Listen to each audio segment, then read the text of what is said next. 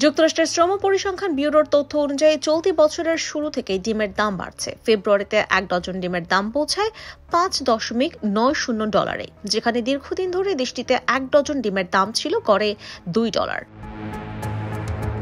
তবে মার্কিন president Trump দাবি করেছেন যুক্তরাষ্ট্রের ডিমের দাম 35% কমে এসেছে। তিনি এর জন্য কৃষিমন্ত্রী ব্রুক রোলিন্সের প্রশংসা করেছেন। ডিমের দামে বড় ধরনের ওঠানামায় ডিম পাচারের ঘটনা বেড়েছে। এই পরিস্থিতিতে অন্যান্য দেশকে ডিম রপ্তানি বাড়ানোর আহ্বান জানিয়েছে যুক্তরাষ্ট্র।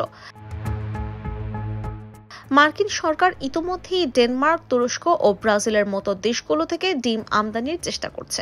এছাড়া ডিমের দাম বেড়ে যাওয়ার কারণ খতিয়ে দেখছে দেশটির বিচার বিভাগ। এদিকে যুক্তরাষ্ট্রে ডিমের দাম বেড়ে যাওয়ার পেছনে বার্ড ফ্লুরও প্রাদুর্ভাব রয়েছে। 2022 সাল থেকে দেশটি এই সংকট মোকাবেলায় ধুঁকছে। সরকারি নীতিমালা অনুযায়ী যদি কোনো খামারে একটি মুরগিও আক্রান্ত হয় তাহলে পুরো খামারের সব মুরগি মেরে ফেলতে হয়। তবে ডিমের দাম বেড়ে যাওয়ায় এই নিয়ম কিছুটা শিথিল করা হয়েছে।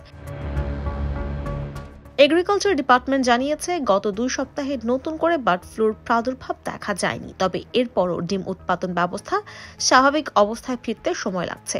কৃষি অর্থনীতিবিদ জার্ডা থমসন স্কাই নিউজকে বলেন, একটি মুরগি ডিম দিতে শুরু করতে সাধারণত 6 মাস সময় লাগে। কিছু অঞ্চলে ডিমের দাম আরো বেশি বেড়ে গেছে। কোথাও প্রতি ডজন ডিম বিক্রি হচ্ছে $8.96। ডিমের দাম বাড়ার জন্য সাবেক প্রেসিডেন্ট জো বাইডেনকে দোষারোপ করছেন প্রেসিডেন্ট ট্রাম্প। মার্চের শুরুতে কংগ্রেসে দেয়া এক ভাষণে তিনি বলেন, জো বাইডেন ডিমের দাম নিয়ন্ত্রণের বাইরে নিয়েছেন। ডিমের দাম এখন পুরোপুরি নিয়ন্ত্রণের বাইরে। দাম কমানোর জন্য কঠোর পরিশ্রম করছেন তারা। IPTV USA, new York.